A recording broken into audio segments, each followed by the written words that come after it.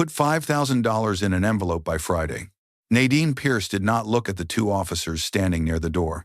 She looked at the name above the lead officer's badge. Lieutenant Calvin Rourke. What receipt number should I write in my books? Rourke rested his coffee cup on the counter without asking. There won't be one. Behind him, Officer Evan Sykes opened a tablet. Business safety referral. Pending.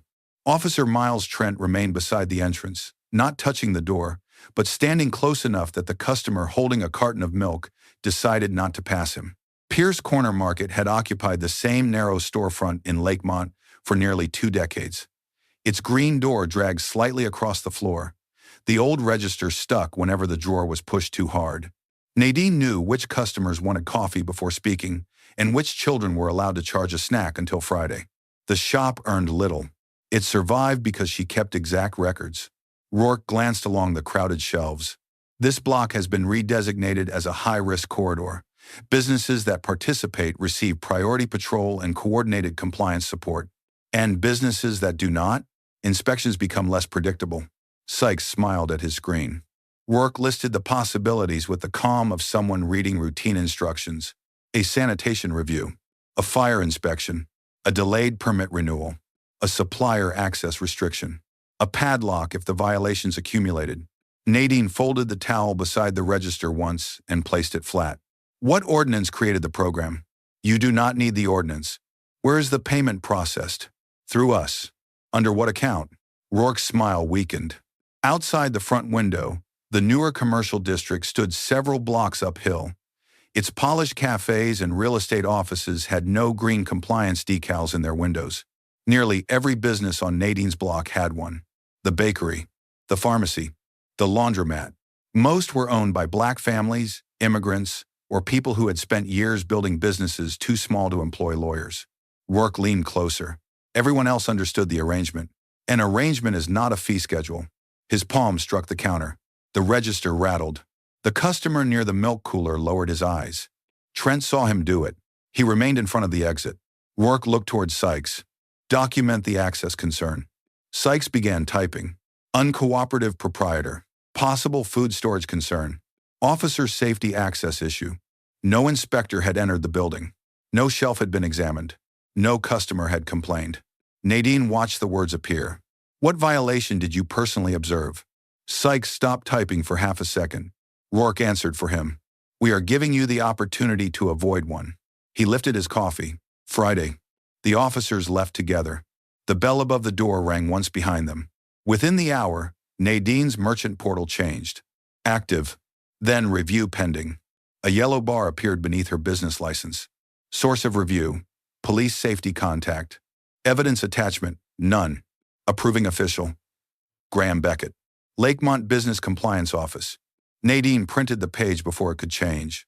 That evening, Arthur Gaines waited for her inside his closed restaurant 2 blocks away. Chairs stood upside down on the tables. The kitchen lights were dark. Arthur had once filled every booth at lunchtime. Now only one table remained uncovered. They started smaller with me, he said. Then the amount went up. He opened a folder. Bank withdrawal slips. Inspection notices. A complaint marked unsupported less than a week after he filed it. The final document authorized a padlock. Arthur placed a faded green decal beside the papers. Nadine read the serial prefix. It matched the decal in the bakery window.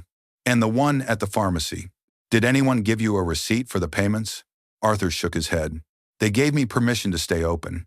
Nadine returned to the market after dark. In the back room, she moved old invoices from the bottom drawer of a metal cabinet. Beneath them rested a small steel box she had not opened in years. Inside lay a faded army beret, service ribbons, a dog tag, and an expired-looking contact card whose credentials had never been formally closed. Nadine had retired as an Army colonel after years in special operations, logistics, and military anti-corruption review. None of it gave her authority in Lakemont. It had taught her where authority left fingerprints. She did not remove the beret. She took the contact card and an old evidence notebook. Then she returned to the merchant portal. The permit hold remained active. Police referral. No evidence. Approved by Graham Beckett. Rourke had not received a single dollar. The punishment had already begun. Lieutenant Calvin Rourke returned before Friday. This time he did not bring coffee. He walked down the center aisle of Pierce Corner Market and swept a row of canned vegetables from the shelf with his forearm. Metal struck linoleum and rolled beneath the displays. Officer Evan Sykes followed him. Officer Miles Trent remained near the green door. "You can bring the envelope now," Rourke said, "or we can finish the compliance review." Nadine Pierce stood behind the register. The review began before anyone inspected the store. Rourke pushed a jar from the counter. It shattered near his boot. "That sounds like refusal." Sykes lifted his tablet and entered a new note. "Proprietor denied safety access. Hostile response. Possible obstruction." Nadine kept her hands at her sides. "I asked for the authority behind the payment. You were given instructions." Near the rear aisle, Tessa Ward had been comparing 2 bags of coffee when the officers entered. She lowered her phone behind a shelf and began recording. An older customer moved toward the exit. Trent did not touch him. He shifted half a step and remained directly in the doorway. The customer stopped, then turned back toward the counter. Trent watched him retreat. He said nothing. Sykes reached above the register and pulled the security camera from its mount. Wires tore loose from the ceiling. He dropped the camera onto the counter beside the broken glass. Rourke looked at Nadine. "Now there is nothing here to misunderstand later." Nadine glanced at the damaged camera. The store's footage had already been copied to an off-site account for years. Tessa's phone remained steady behind the coffee shelf. Trent's body camera showed a red recording light. Nadine did not tell them. Rourke stepped closer. "You have until closing." He turned and walked toward the door. A fragment of the green compliance decal from the display near the entrance had broken loose beneath his boot. It stayed there as he left. After the patrol car disappeared, Tessa came forward. "I recorded it. Do not post it." Tessa hesitated. "Why?" "Because the original file is more useful than a shortened clip." Nadine had her save the recording twice, note where she had been standing, and write down what she had personally seen. Tessa signed her name beneath the statement. That evening, Arthur Gaines brought Nadine the records he had kept from his restaurant. Other owners followed quietly. The bakery provided inspection dates. The pharmacy provided permit notices. The repair shop owner brought photographs of a fabricated violation and the receipt from the tow company that had removed his equipment. Nadine arranged every document by date. Demand, withdrawal, police contact, permit hold, inspection, complaint, closure. The pattern appeared without anyone needing to describe it. When money was withdrawn, the hold disappeared. When no money was withdrawn, an inspection followed. The same officer names repeated. The same approval code appeared. The same green decal serial prefix sat at the end of each file.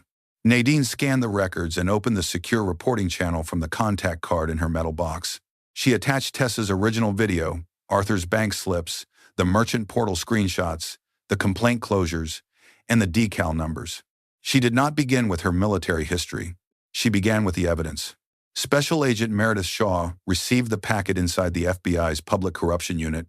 The authenticated credential confirmed only that the source could be identified and located.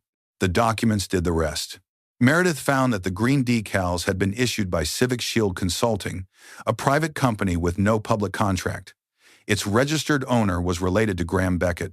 Payment dates matched changes inside Lakemont's permit system.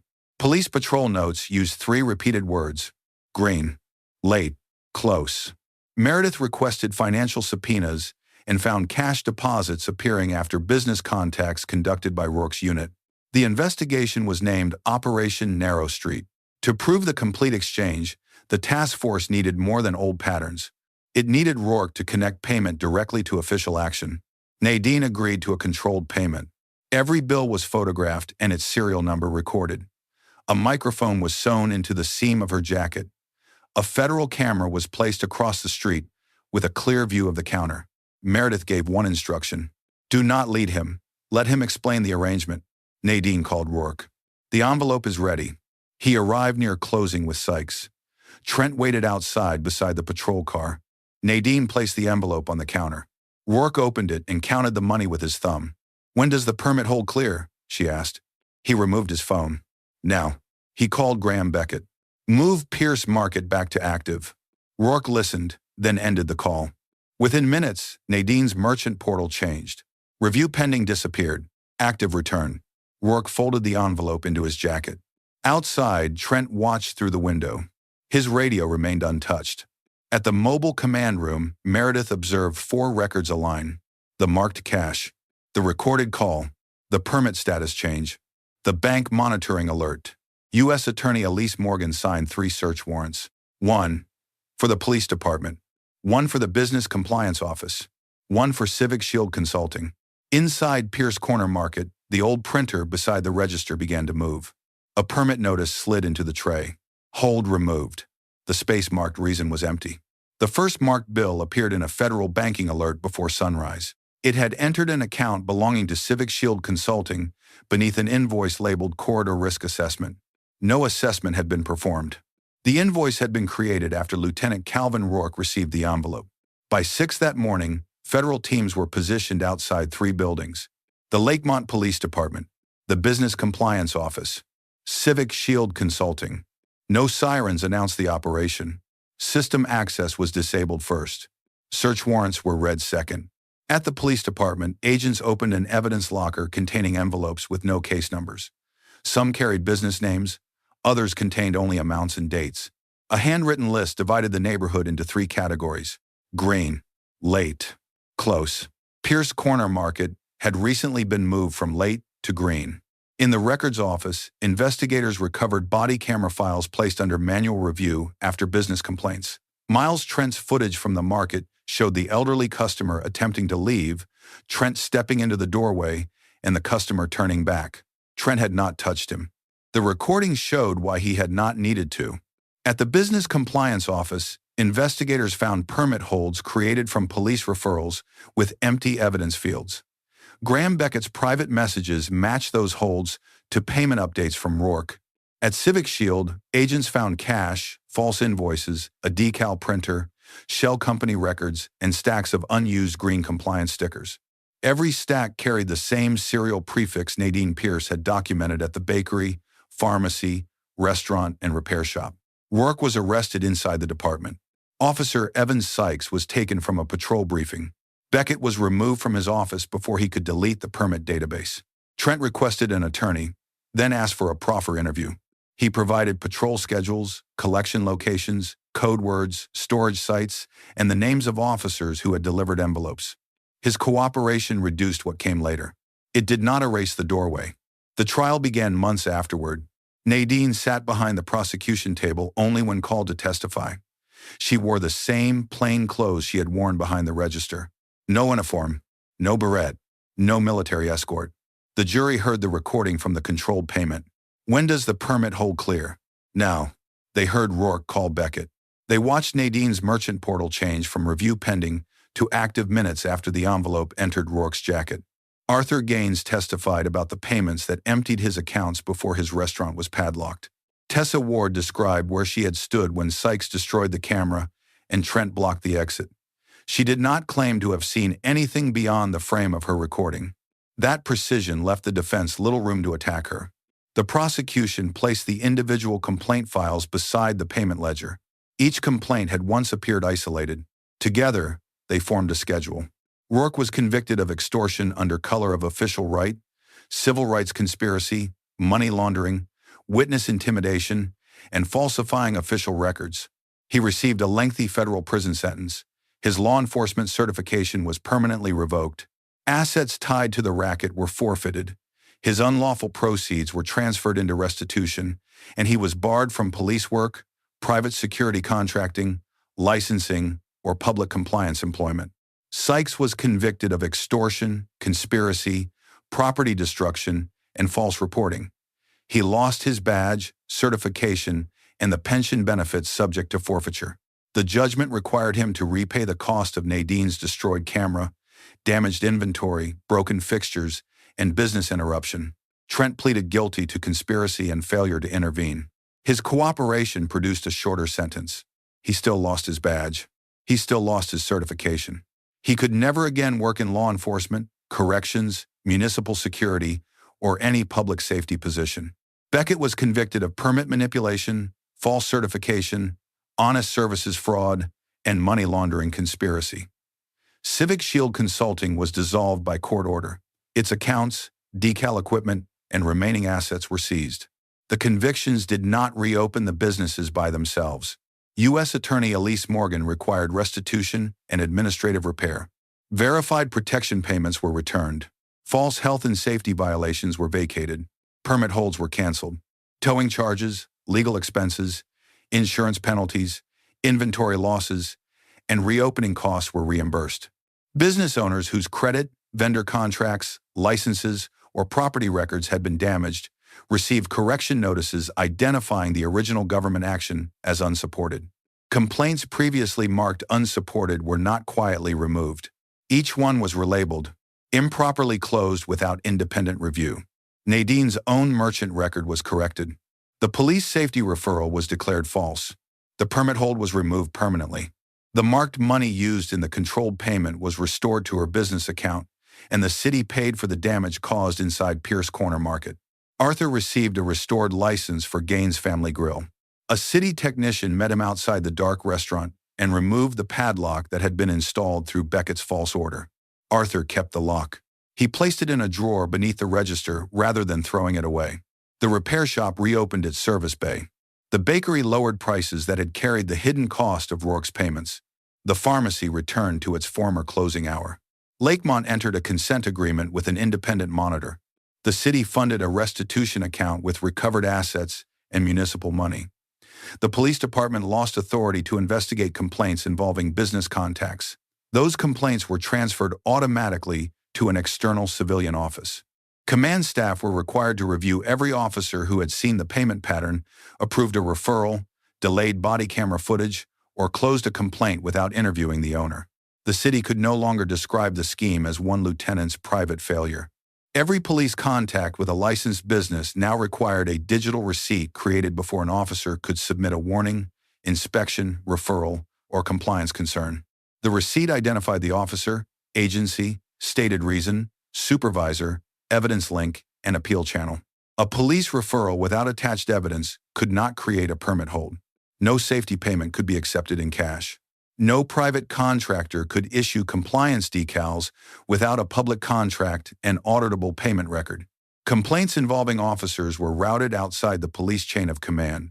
Any officer present during a disputed business contact had to complete a duty to intervene record before ending the shift.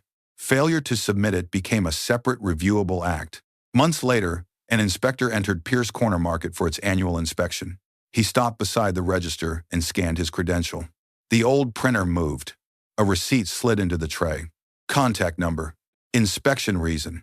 Supervisor. Evidence standard. Appeal route. The inspector had not opened Nadine's permit file. He had not examined a shelf. The contact already existed somewhere he could not quietly erase. Nadine folded the receipt once and placed it beside the register.